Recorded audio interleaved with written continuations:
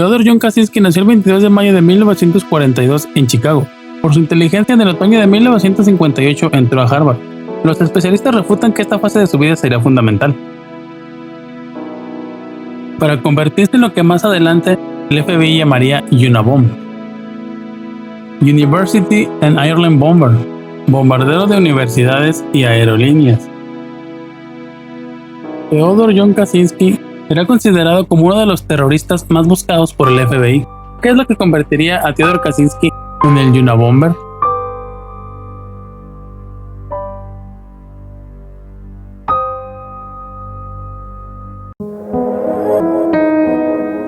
Todos en algún momento hemos escuchado del proyecto MKUltra, llevado a cabo por la CIA. Frente de este programa se encontraba el Dr. Henry Murray, quien lo llevó a cabo en la Universidad de Harvard en el tiempo de que Theodore John Kaczynski era un estudiante en la universidad. Durante la prueba eran amarrados a una silla y conectados a electrodos. Monitorizaban sus respuestas psicológicas mientras se les mantenía en una sala con focos y un espejo de doble vista. Las grabaciones de Kaczynski sugieren que era emocionalmente estable cuando comenzó el estudio. Los abogados de Theodore atribuyen parte de su inestabilidad emocional y aversión al control mental a su participación en este estudio. Los analistas concluyen en que este fue el detonante para Kaczynski de convertirse en una bomba.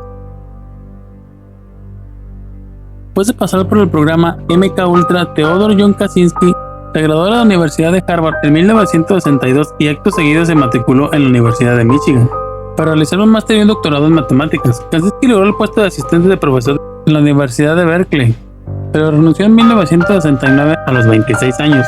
2 años después se mudó a una remota cabaña construida por él mismo en medio de Lincoln, Montana, donde vivía una vida sencilla, sin electricidad ni agua corriente, y encontrando alimento mediante la caza y la recolección.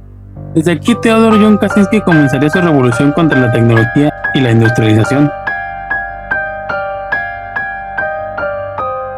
El primer atentado de Unabomber sería el 25 de mayo de 1978. Un paquete encontrado en el aparcamiento de la Universidad de Chicago, Illinois, con el remitente nombre de Buckley Christie. El paquete fue enviado de vuelta a Christie como supuesto remitente. Sin embargo, cuando Christie recibió el paquete, se percató de que la letra de la dirección no era suya.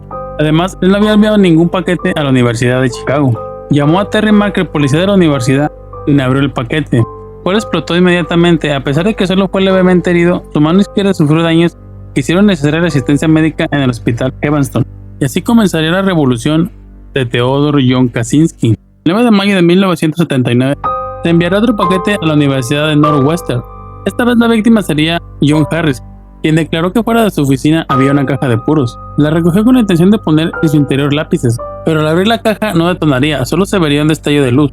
Parte de algunas quemaduras leves salió ileso. Hasta este momento, el Unabomber comenzaba a trabajar en su modus operandi. Pero, ¿quién sería la siguiente víctima? 15 de noviembre de 1979, Theodore John Kaczynski colocó un dispositivo en la bodega de carga del vuelo 444 de American Airlines. El avión era un modelo Boeing 727 que volaba de Chicago a Washington, D.C.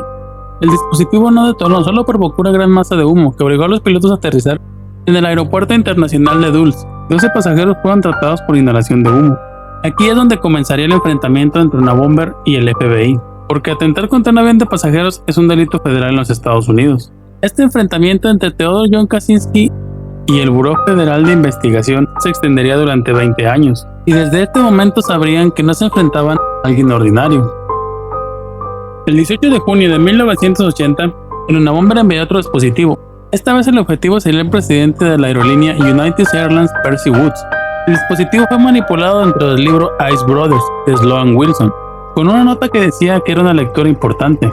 Al abrir el paquete sufrió quemaduras y cortes, pero logró sobrevivir. Al recuperarse de ser entrevistado, dijo que no tenía la menor idea de por qué el Unabomber lo eligió a él. Lamentablemente, Kaczynski no conocía a la mayoría de sus víctimas. Solo se regía por sus propios ideales y utilizó los bombardeos extremos para llamar la atención y lograr sus objetivos.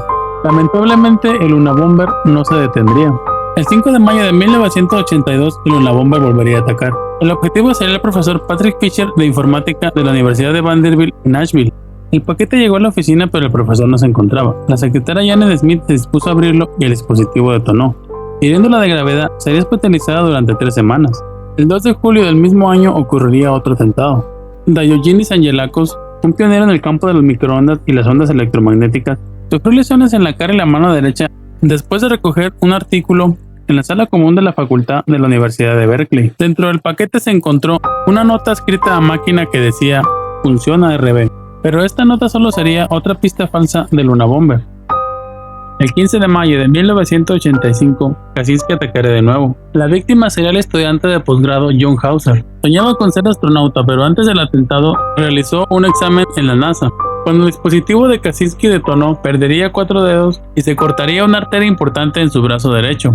Al encontrarse herido, Hauser no sabía que había sido aceptado en la NASA. Kaczynski envió otro dispositivo a la compañía Boeing Company, pero el dispositivo sería desactivado. Pero enviaría otro dispositivo a una residencia en Chicago.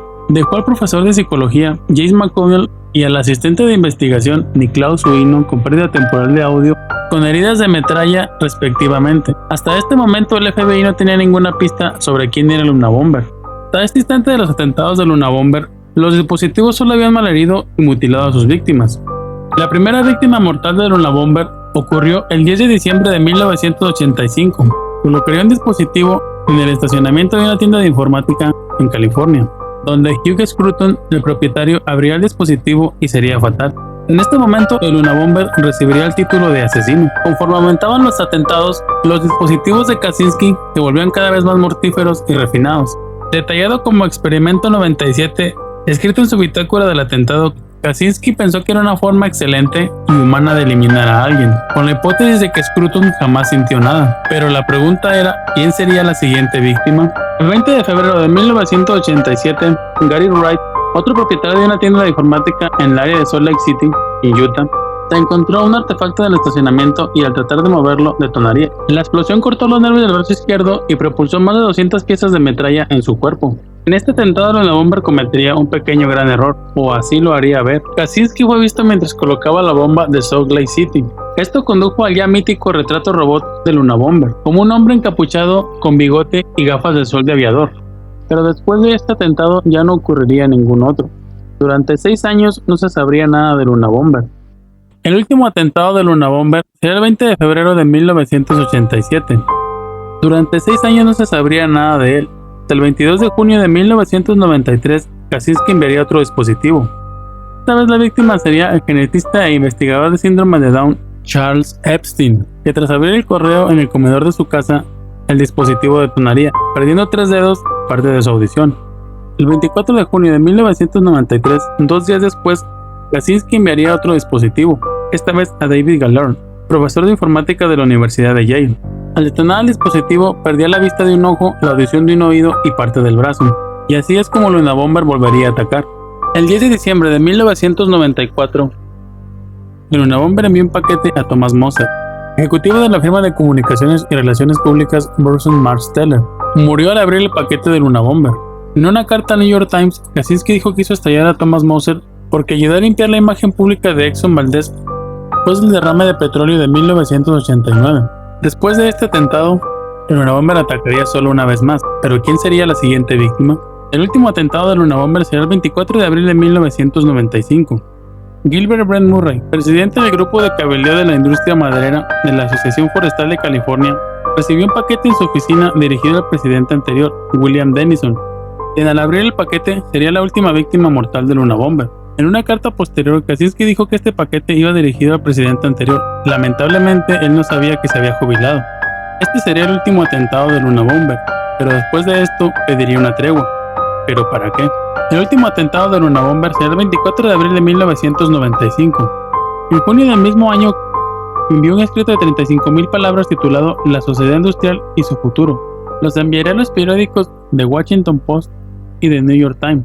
Mandó una carta especificando que si se publicaba dejaría de enviar dispositivos. El FBI analizó el problema y decidieron no publicarlo, pero después cambiaron de idea. Luna Bomber envió una carta al San Francisco Chronicle donde amenazaba con poner un dispositivo en un vuelo desde Los Ángeles. Al final, ambos medios de comunicación decidieron publicar el manifiesto. A solicitud de la fiscal general Janet Reno y el FBI decidieron publicar el manifiesto. Y así comenzaría el principio del fin para Luna Bomber.